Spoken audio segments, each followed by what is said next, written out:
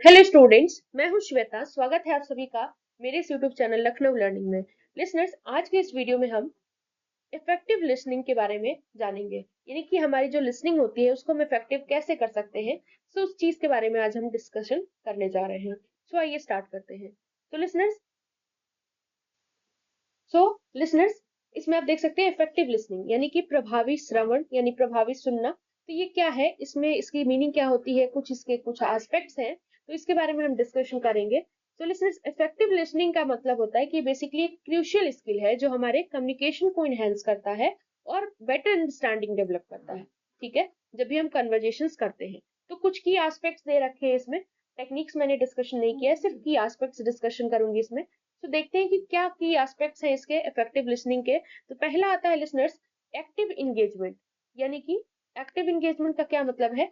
तो बेसिकली हम क्या करते हैं, पूरा का पूरा फोकस जब भी हम इफेक्टिव लिसनिंग करते हैं तो हम स्पीकर को देखते हैं। तो स्पीकर को यानी कि जो बोल रहा होता है हम बेसिकली उस पर पूरा फोकस करते हैं कि वो बोलना क्या चाह रहा है बिना उसको डिस्ट्रैक्ट किए हुए। जैसे आप देखते हो ना कि जब क्लासरूम में टीचर पढ़ा रही होती है तो जब वो बोल रही होती है तो सब पूरी क्लास एकदम सन्नाटे में बैठे सुन रही होती है, यानी कि सुन रही होती है कि क्या कहना चाह रही है, क्या चीजें पढ़ा रहे हैं, क्या चीजें किस टॉपिक पे बात हो रही है। तो बेसिकली जब भी हम कम्युनिकेशन की भी बात करें लिसनर्स, तो इसमें क्या होता है कि जब सामने वाला पर्सन बोल रहा होता है तो हम पूरा ध्यान से सुनते हैं, यानी कि इफेक्टिव लिसनिंग तभी हो सकती है जब आप सुनोगे बिना डिस्ट्रैक्ट किए हुए। तो ये बेसिकली इसमें क्या होता है कि हम it shows that you are listening through your body language and facial। अब कैसे पता चलता है कि सामने वाला पर्सन आपकी बातों को सुन रहा है? तो वो अपने हाव भाव से बताता है लिसनर्स, यानी फेशियल एक्सप्रेशन से बताएगा कि हाँ वो आपकी बातों को सुन रहा है। बॉडी लैंग्वेज के थ्रू, फेशियल एक्सप्रेशन के थ्रू बताता है कि उसको आपकी चीजें समझ में आ रही है। नेक्स्ट पॉइंट है,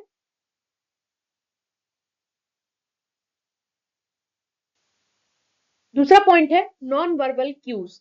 अब इसमें क्या होता है लिसनर्स, इफेक्टिव लिसनिंग टाइम पर ये क्यों इंपॉर्टेंट है? तो नॉन वर्बल यानी कि जो वर्बली ना हो, बोल करके ना बताई जाए, तो ऐसे क्यूज देना, यानी कि अब पता चले कि हाँ सामने वाला अगर कुछ कह रहा है तो जो दूसरा पर्सन है, तो जब वो सिर हिलाता है कि हाँ और फिर अपने फेस से बताता है, तो वही सारी चीजें नॉन वर्बल क्यूज में आती हैं लिसनर्स।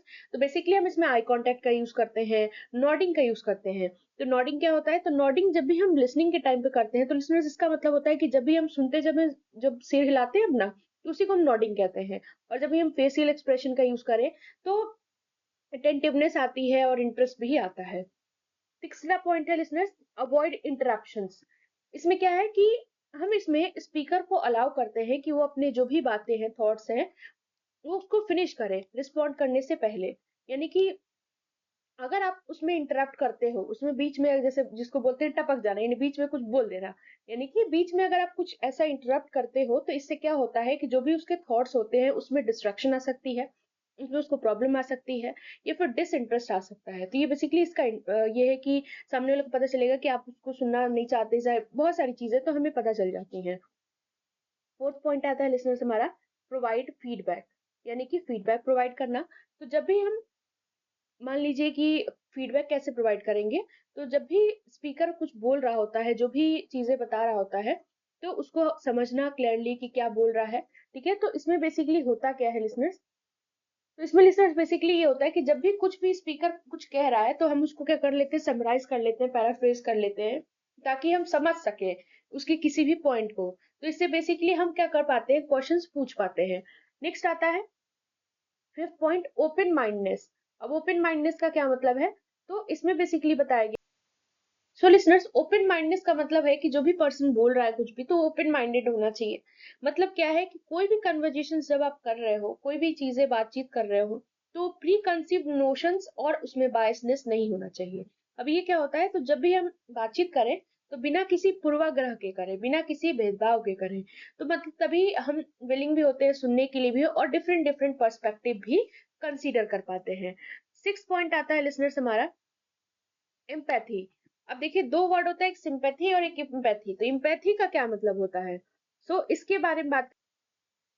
तो सबसे पहले मैं आपको एम्पैथी का मतलब बता दूं, तो इसका मतलब होता है समान अनुभूति। यानी कि जब भी मान लीजिए किसी को कोई प्रॉब्लम हो गई है, तो सेम प्रॉब्लम आपको भी हुई हो, तो आपको उससे एम्पैथी होती है, ना कि सिंपैथी, यानी कि आपको समान अनुभूति हो रही है कि हाँ उसको साथ जो बीती है तो वो आपके साथ भी हुआ है, तो आपको सेम सेम फीलिंग्स आने लगती हैं, तो उसको कहते हैं। जैसे सिंपैथी अलग होता है। तो जब भी स्पीकर की फीलिंग्स और व्यू पॉइंट को आप समझने की कोशिश करते हो, तो एक कंपैशन शो करते हो या उसके इमोशंस की तरफ आप मतलब समझते हो कि बेसिकली उसके ऊपर जो बीत रही है वो लगता है कि आपके ऊपर जैसे बीती हो, तो उस समान अनुभूति जो होती है।